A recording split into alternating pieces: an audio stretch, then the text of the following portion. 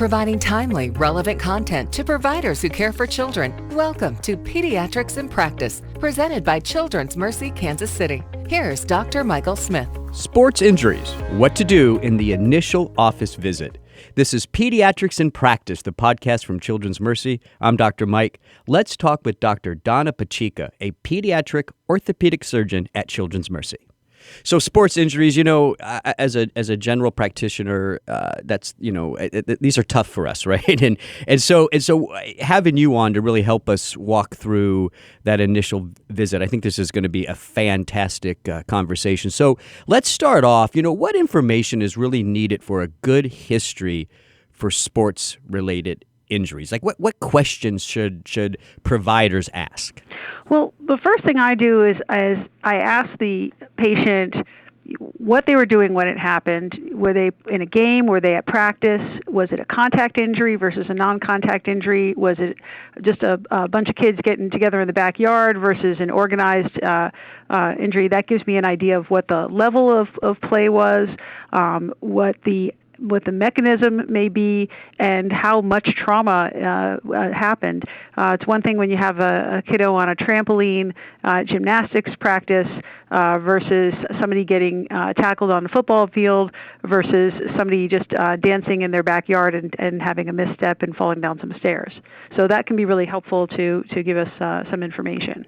Now, often, obviously, in the pediatric population, usually the parents are in the room as well, and they like to answer for the child. Tell us a little bit about, how do we work around that? I mean, do you have any advice on how we can really listen to the story from the child's point of view? Yeah, so that's always tricky because parents are super enthusiastic, and I respect that, being a parent and enthusiastic. But I usually ask them to let me get the information from their child first, because I want to hear from the primary perspective, and then I will turn to them and say, tell me what you saw. Ask them if they were there at the time, and then what they saw and what did they see if they weren't there. I will ask the child, like if a child comes in with an acute knee injury, did it swell up right away? Were they able to walk on it? Ask the parents, if the kid looks blankly at their parent, I will ask the parents, did you see swelling right away, or things like that. And I will also ask, if anybody saw an obvious deformity at the time of the injury. Sometimes it's really hard, or sometimes they have videotape. Parents carry their smartphones around and are constantly recording their children. So sometimes that can be super helpful, horrifying but helpful to look and see the injury as it happens. So let's move the conversation into the physical exam, because this is another tough one for the general pediatrician, general practitioner. You see that it's obviously bruised and swollen. Let's say it's a knee or an ankle, and that's pretty much what we write down in the chart, right? We don't feel always that comfortable examining something that's bruised and swollen. So what really constitutes a good exam for sports-related injuries? Well, the nice thing about what I do is there's always the other side to compare it to. So I always like to look at the uninjured side. That also helps the patient be a little more comfortable with what they're going to experience. And so, for example, an elbow injury, I will ask them to go through a full range of motion and note whether they're able to hyperextend on their side, as a lot of kids can do, and whether or not they have any pre-existing abnormalities. Because every so often I get a kid that doesn't have full extension. They can't straighten out their arm all the way, and they might have some pre-existing condition like a congenital radial head dislocation. I put them through forearm rotation as well, because that can be important there. And then when I go to the injured side, I try to not go directly for the area that's bruised and swollen, but try to palpate around and think about applied anatomy. Anatomy for orthopedic surgeons is really the key to what we do. So it's about putting together where's it hurt, what's there, and knowing where your muscle tendon units are, where your ligaments are, and how they work. And so that's super important. So when I usually get them to do a range of motion first, and if they can go through full passive range of motion, but they can't do it actively, that may imply that you've got pain-limiting movement or muscle weakness. But if you have a block to passive motion, then that may indicate some derangement of that joint, or a joint contracture if it's long-standing, and that can be helpful to delineate that. What about when the patient doesn't want you to touch them? Because sometimes it's painful, right? And automatically you start approaching them and they start crying, whatever that is. So any advice on how to work around that? Yeah, sometimes that tends to be more for the much younger kids.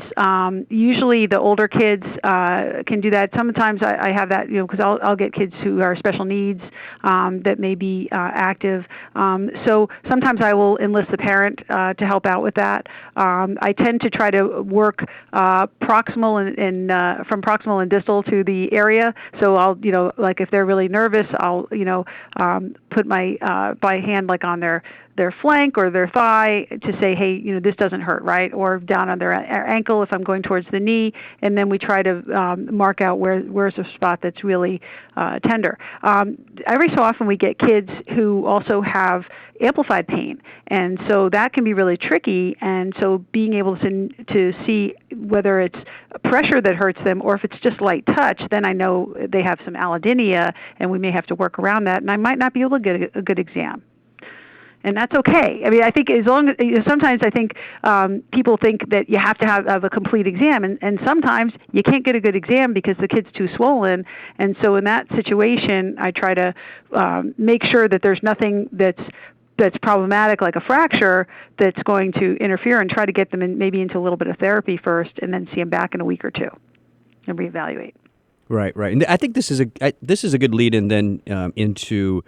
When is it appropriate to do some imaging studies, right? And I know, again, thinking about that general pediatrician, we might want to jump to that right away because that kind of takes the place of the exam for us in a sense, right? So, but I know it's not always appropriate, right? It is radiation. We do have to think about that kind of stuff. So what are some of the guidelines here? Yeah, so there's so much variability. Like MRI is really tricky, and everybody loves to go to MRI. I start with plain films because I want to make sure, fractures are fairly obvious, and that can help guide you. And sometimes there's some bony findings that you can see that help to guide you towards whether or not you need to have some advanced imaging. But I don't generally jump straight to advanced imaging unless it's a patient of mine that has an ACL reconstruction that had a re-injury, and we're concerned that they might have re-torn, and that would be something that I'd probably go straight to MRI.